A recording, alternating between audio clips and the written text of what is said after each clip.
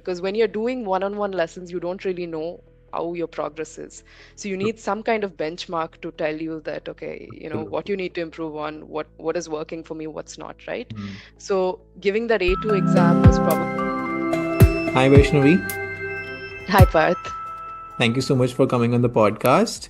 My name is Parth, and I'm running French in you.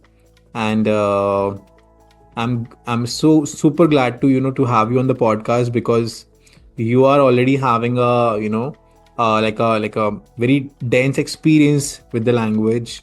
You're already living in a foreign country, in a francophone country, and I'm sure people will be getting a lot of insight from this podcast. And this will be super important for the language learners and also for those who are like thinking to enter into this domain. So thank you once again for joining me. Will you please be able to? Will you? Would you please like to introduce yourself a little bit? Absolutely. So thank you so much for having me. It's going to be a real pleasure to talk to you. So my name's Vaishnavi. I originally I'm Indian. I was born in India, but my parents moved to Thailand when I was 3 years old. So I grew up entirely in Thailand. I did my schooling in Thailand before moving to Singapore, where I finished my university, and then I lived in Kuala Lumpur, Malaysia, for a few years before moving to Luxembourg, which is where I currently live. I got it. And how did I mean, in all of this, how did you like come up with the French language? Yeah, so Luxembourg, as you may know, is a francophone country. To be really honest, I knew where Luxembourg was on the map, and I've been to Luxembourg once before, but didn't really know much beyond that when I moved here. So when I got here, I realized very quickly that the language on the streets, so when you go out and you want to, you go and you want to buy a pain au chocolat, immediately you realize that everyone's speaking to you in French. Um, I didn't take it very seriously in the beginning. I probably could have started off learning French earlier, um, but I didn't.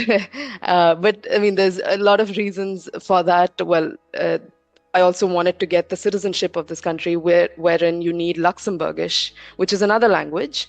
It's more of a dialect of German.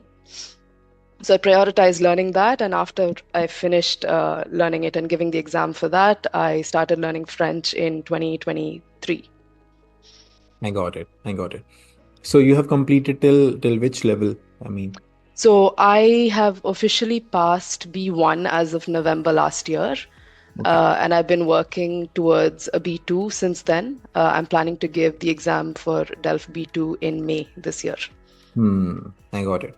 So you are self-preparing like on your own, or So, I mean, the journey of preparations and I mean, the journey of learning French, actually, it started off rather informally. I just wanted to be able to communicate at a basic level when I started off, right? hmm But as I started learning it, I realized that I actually really enjoyed learning French. It's got a beautiful sound to it. Um, and I also felt it was challenging me in the same way that English used to challenge me when I was learning English in school. Hmm. I absolutely loved learning English in school, and I felt that learning French gave me that same joy again. So I got really excited about learning it, and I got serious about 7 months into this journey. But I think having a good teacher also helps enable that, right? Like having a good teacher is absolutely crucial to your journey of learning any language or learning anything for that matter. Absolutely. Um, so I started giving exams as a way for me to assess what I needed to improve on. So the first exam I gave was A2, which I believe was early last year, would have been in around Feb 2024. Um, and then A2 is an easy level, to be very honest. The jump from A2 to B1 is where you really feel that, Hmm. okay, it's a big jump. Like there's a lot more effort and time that you have to put into the language to move from A2 to B1. And Correct. I'll talk a little bit about that. So A2, I think I ended up getting 90. I didn't prepare much for it, to be honest. I just kept taking classes. I just was consistent in my approach of learning the language, but I Mm-hmm. didn't really, I mean, probably a month before the exam is where I sat down and I was curious about the format. And I looked at what the format was going to be. I probably tried a couple of listening exercises. I might have tried reading is, I think, my strong skill set. So reading I knew was going to be easy, but listening, of course, is listening and speaking are the tougher parts of it. But at an A2 level, I felt it is still a little easier.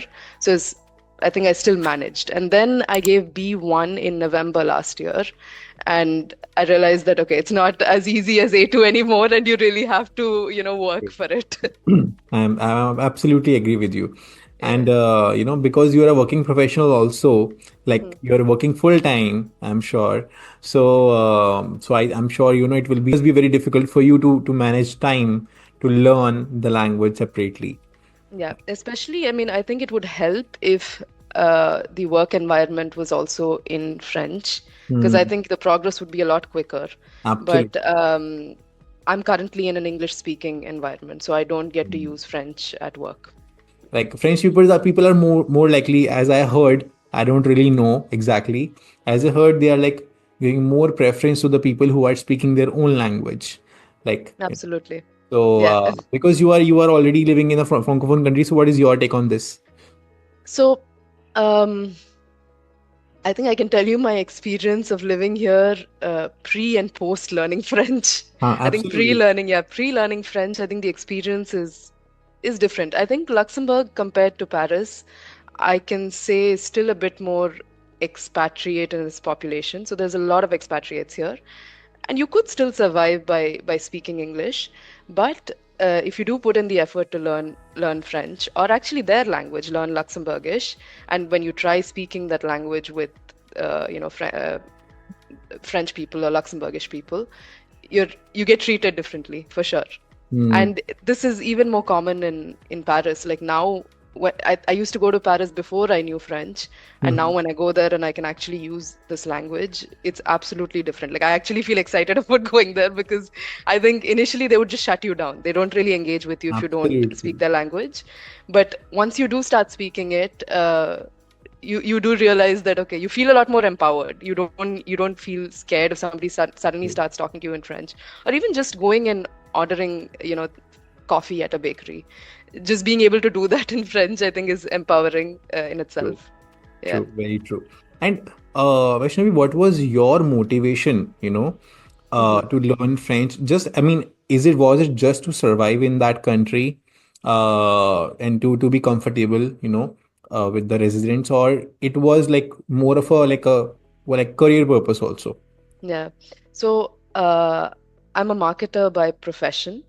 And at the moment, I'm working in an English speaking company, an English speaking environment. Mm-hmm. But I think when I started off, I was curious because if I want to try for marketing anywhere else, marketing is a profession or a trade which will need, like, if you want to market to another culture or another, like, to people who speak another language, you'll need to know that language. Absolutely. Um, and out of curiosity, I think I was just keen to see where learning this language could take me.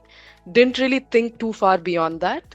But now, as I learn it more, I think it could open up a lot of different opportunities. For example, in Luxembourg, there are a lot of EU institutions, along with its own government or the public sector here, right?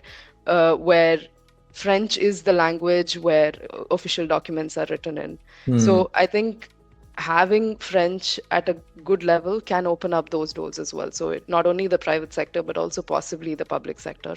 I got it. And for the public sector, is it required to have the citizenship of that particular country? Depends on certain roles, which will ask specifically for Luxembourgish nationality, but there are a lot of other roles which only ask for EU nationality. But Hmm. yes, you will need either an EU nationality or this country's nationality. And now, apart from this, I mean, what are the key learning points, key turning points in your French language journey that shaped your career? Are there any some key factors? Yeah. So I think very early on when I started, I started off organizing French lessons. So I found a teacher who would come to the office and teach us. And I initially started off organizing it as group lessons for a bunch of us in the office who were interested. There were a lot of people who were keen to learn French. And there are a number of institutes that offer French here because it's a francophone country. You will find lots of different classes for French at a very good price point as well. But the problem is those class timings don't suit working professionals. Like it'll be Mm. bang in the middle of your workday. Absolutely. So it wasn't going to work for a lot of professionals like us. So what I started off doing was organizing group lessons during lunch hours. Uh, Mm. it was a weekly 1 hour session during a lunch hour. So I think I would have done probably 2 months of those lessons, but I felt that with group lessons, you need to find a group that's equally as passionate about you, who Absolutely. wants to progress as quickly as you do, and who aligns in the way that you think about learning that language, right? Mm. So I think because the group was sometimes they couldn't make it or they weren't as disciplined or Mhm. diligent, I felt the progress was not as fast as I would have liked it to be. So then I just switched. I think the one key turning point is when I switched over to taking one-to-one lessons with the teacher, because Mm. she also felt that I would probably benefit more from one-on-one lessons with her. So this was one first shift that I did. I think the probably the second shift after that was, I think, deciding to give an exam, because when you're doing one-on-one lessons, you don't really know how your progress is. So you need some kind of benchmark to tell you that, okay, what Absolutely. you need to improve on, what is working for me, what's not, right? Mm. So giving that A2 exam was probably another turning point in me realizing that, okay, I mean, the effort is clearly paying off. Didn't really prepare much for it, but somewhere along the way, I've learned to this language to this A2 level. And I Right. wouldn't mind if I actually put in more time and effort into taking it forward further, because Mm. I realize that I'm actually enjoying this process of it. So I think giving exams was another one. And then probably the third turning point is this moving from this A2 level to an intermediate learner is probably the biggest turning point for someone learning this language, right? True. Because then I think you really have to start immersing yourself. You have to start reading a lot more. You have to start listening to a lot of different podcasts. Mhm. You have to try different techniques out, like to naturalize yourself in terms of the accent. I think the pronunciation and speaking is what learners struggle with the most. Mm. And finding techniques where you realize that, okay, now finally that R I can pronounce it, or trying to copy and imitate people is probably another way that, yeah, that you grow in this language. And I think the turning point here is basically growing from that beginner learner to this intermediate learner. Mm. I agree. Now, apart from this, I want you to also know that, like, as you have like a like an diverse experience in multiple countries, so I wanted to know. I mean, have you seen like people? I mean, because right now you're working as a as a in an English speaking environment. Hmm. So I don't know if you have that you have experienced it yourself, or maybe you have seen somebody else experiencing it. So French is the person. I mean, after learning, maybe after maybe having a specific skill set, along with the language skill set, along with the French language, expertise, gaining a competitive advantage. In the in his or her profession. So have you seen anything such of such kind? Um, yeah, I mean, I know of one case of someone who managed to move from Amazon into a government job here. And Okay. the government job here essentially requires mastery in three languages, because Luxembourg is unique in that they have their own language, which is Luxembourgish, Mm-hmm. a dialect of German, but they also have a small population that speaks German. And then they have the language of official documents is French. Wow. So I know of a person who managed to master all of these three languages at varying levels and managed to secure a job in the government, for Hmm. instance. So absolutely, I think learning languages can open you up to many different possibilities and communities. I think at the end of the day, it's a way of connecting with different communities, right? Hmm. So I think it enabled him to do that. I got it. That's so amazing. And the person whom you're, I mean, whom you're talking about is like was of Indian nationality. No, he wasn't. He's actually American, but still, I think it doesn't matter. Doesn't really matter, right? Yeah, yeah. Because a lot of people have this type of question, that like in foreign countries, we don't really we will not get a chance because we are not having the not of that nationality. So is Mm. it true? Is it like for the government jobs outside, maybe, or maybe like in any company outside?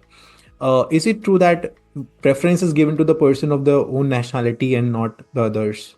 Is it I something? mean, there might be cases where this is true, but I have also seen for many other kinds of people where it has worked out. So I don't think we can generalize. Hmm. And I think there's another YouTuber who I follow, Joshua Balata. I don't know if you know him. He's No. also Indian. He works in Paris and he works for L'Oreal.